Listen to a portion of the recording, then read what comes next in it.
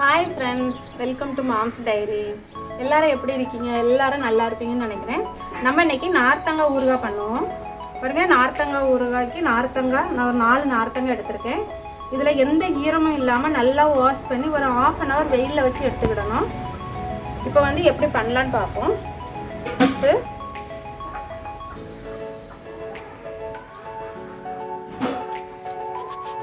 நார்த்தங்காய் இப்படி 4 ஆட்டு கட் பண்ணிடணும்.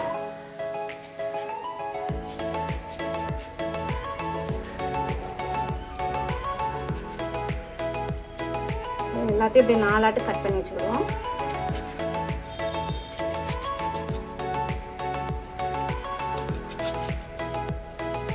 இப்போ என்ன பண்ணணும்னா, இதில் எவ்வளோ உப்பு உள்ள கல் உப்பு எடுத்துக்கிடணும். இதில் எவ்வளோ உள்ள உப்பு வைக்க முடியுமோ அவ்வளோ உப்பு உள்ள வைக்கணும்.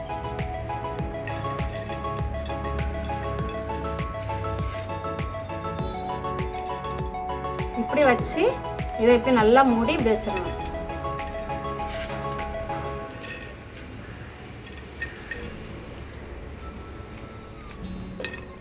இது நம்ம உப்பு அளவு தெரியறதுக்காக இப்படி வச்சிருக்கோம். எவ்வளோ உப்பு உள்ள சேருதோ அந்த அளவுக்கு உப்பு எடுத்துருவோம். இப்போ இது அவ்வளோத்தையும் சின்ன சின்ன பீஸாக நம்ம கட் பண்ணி எடுத்துக்கிடணும். உப்போட சேர்த்து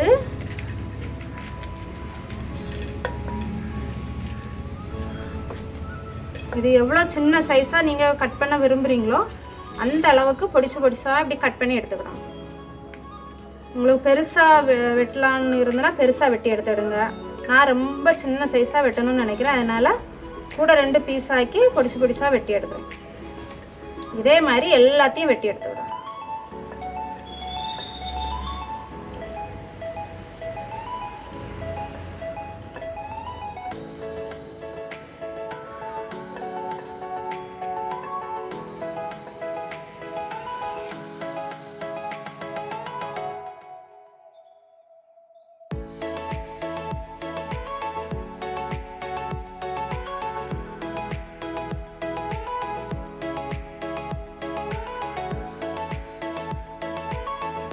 பாருங்க, எல்லாம் கட் பண்ணியாச்சு. அந்த உப்போட சேர்த்து நம்ம அவ்வளோ பொடி பொடிசாக கட் பண்ணியாச்சு. இப்போ இதை நல்லா மிக்ஸ் பண்ணி விட்டுட்டு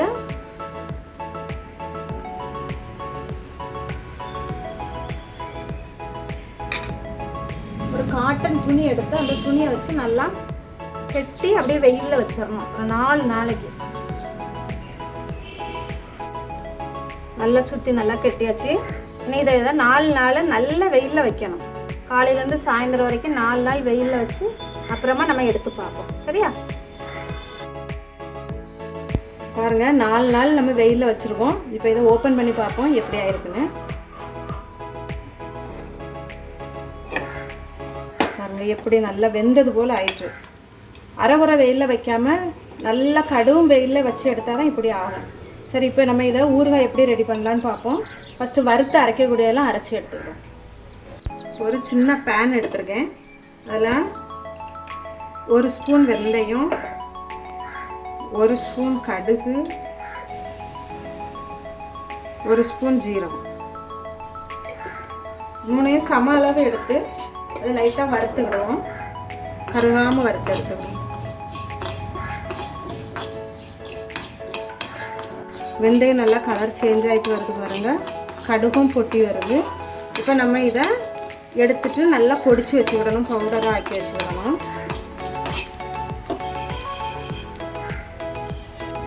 அதே வானலியில் 3 வத்தல் இதை ட்ரை ரோஸ்ட் பண்ணி 1-2 பொடிக்கணும். ரொம்ப பவுடராக ஆக்கிடாமல் 1-2 பொடிச்சிக்கிடணும். அப்போ தான் அந்த ஊறுகாய்க்கு நல்லாயிருக்கும்.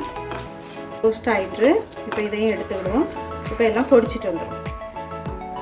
ஒரு இரும்பு கடாய் எடுத்து அடுப்பில் வச்சுக்கிடுவோம்.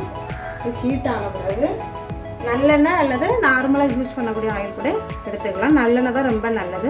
ஒரு 1/4 லிட்டர் அளவுக்கு எடுத்துக்கிடுவோம்.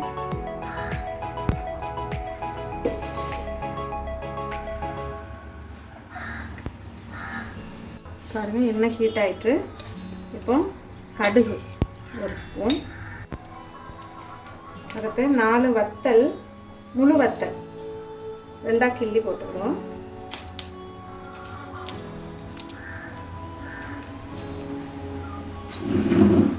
அப்புறம் கருவேப்பிலை தேவையான அளவுக்கு,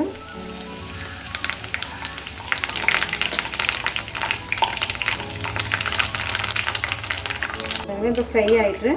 இப்போ தீயை வந்து சிம்மில் வச்சுக்கிட்டு ஒவ்வொன்றா சேர்த்துருவோம். பெருங்காய பொடி ஒரு அரை ஸ்பூன். அதுக்கு பிறகு நம்ம திருன்னு திரிச்சோம்ல அந்த வத்தல்,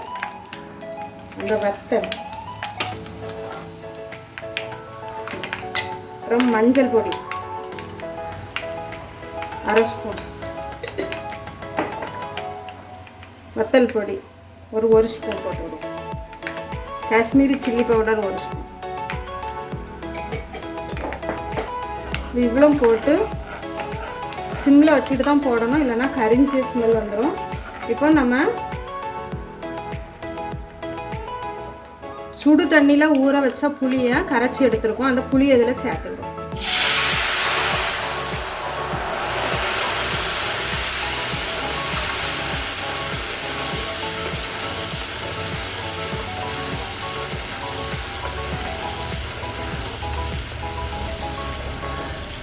இப்போ இது ஆயில் தனியாக பிரிஞ்சு வர்றது வரைக்கும் கிளறிட்டே இருக்கணும். ஆயில் பிரிஞ்சு வந்த பிறகு நம்ம வெயிலில் வச்ச அந்த நார்த்தங்காவை எடுத்து இதில் கொட்டணும். நல்லா எண்ணெய் பிரிஞ்சு வந்துட்டு பாருங்க. இப்போ நம்ம நார்த்தங்காய் இதில் சேர்த்துக்கணும்.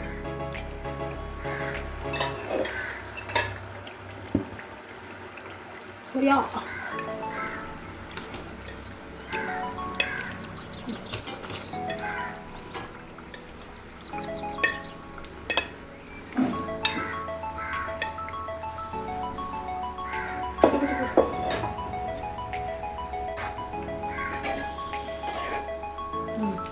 இப்போ இதில் நம்ம ஏற்கனவே நார்த்தங்காயில் உப்பு சேர்த்துருக்கோம், அதனால் இது வரைக்கும் நம்ம உப்பு ஒன்றும் சேர்க்கலை. இப்போ நம்ம டேஸ்ட் பண்ணி பார்த்துக்கிட்டு இதை இந்த மசாலா எல்லாம் நார்த்தங்காயில் சேர்ந்த பிறகு டேஸ்ட் பார்த்துட்டு அப்புறம் தேவைப்பட்டால் நம்ம உப்பு சேர்த்துக்கலாம்.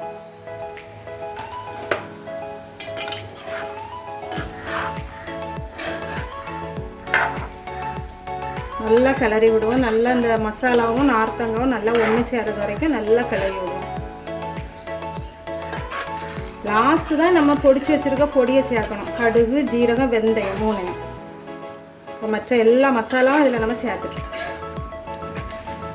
ஒரு 10 நிமிஷம் வரைக்கும் நல்லா கிளறுனாக்கி தனியாக எண்ணெய் மிதந்து வரும். அதுக்கப்புறம் தான் நம்ம இறக்கணும். இன்னும் ஒரு 2 நிமிஷம் வரைக்கும் இருக்கட்டும். சரியா? இந்த நார்த்தங்காய் ஊறுகாயினால நிறைய பயன்கள் இருக்குது. நம்ம முன்னோர்கள் வந்து இந்த நார்த்தங்காய் ஊறுகாயெல்லாம் இப்படி வீட்டிலே ரெடி பண்ணி வச்சுட்டு பழைய சாதம் கூழோடெல்லாம் இது சேர்த்து வச்சு சாப்பிட்டாங்க. அதனால தான் அவங்க 85-100 வயசு வரைக்கும் நல்லா ஆரோக்கியமாக வாழ்ந்து வந்தாங்க. ஒரு பழமொழி சொல்லுவாங்க, நட்டாரை கொல்லும் நடுநாரத்தை அப்படின்னு. அப்படின்னா என்னென்னா, இந்த நார்த்தங்காய் செடி யார் யார் வீட்டில் இருக்கோ அவங்கெல்லாம் அந்த நார்த்தங்காய் சாப்பிட்றதுனால நல்ல ஆரோக்கியமாக 100 வயசு வரையும் நல்ல ஆரோக்கியமாக வாழ்ந்து வந்தாங்க அப்படின்னு. இந்த நார்த்தங்காய் ஊறுகாய் சாப்பிட்றதுனால நிறைய பயன்கள் இருக்குது. நோய் எதிர்ப்பு சக்தியை கூட்டும், பசியை தூண்டும், வாயு தொல்லை இருந்தால் ஒரு துண்டு ஊறுகாய் நம்ம எடுத்து சாப்பிட்டோம்னா வாயு தொல்லையெல்லாம் நீங்கும், ரத்தம் சுத்தமடையும், வாதம் பித்தம் எல்லாம் சீரடையும். இப்படி நார்த்தங்காய்னாலே நிறைய பயன்கள் இருக்குது. நீங்களும் இதே மாதிரி ட்ரை பண்ணி வீட்டிலையே நல்லா இதை ஊறுகாயெல்லாம் பண்ணி நல்லா சாப்பிட்டு ஆரோக்கியமாக வாழுங்க. வீட்டுக்கு ஒரு வயசானவங்க இருக்கணும், வீட்டுக்கு ஒரு நார்த்தங்காயும் இருக்கணும். பாருங்கள், இப்போ எண்ணெய் பிரிஞ்சு வந்துட்டு இப்போ நம்ம லாஸ்ட்டு இந்த பொடிச்சு வச்சோம்ல கடுகு, ஜீரகம், வெந்தயம் அந்த அவ்வளோத்தையும் போட்டு நல்லா கிளறி விட்டு இறக்கிடுவோம்.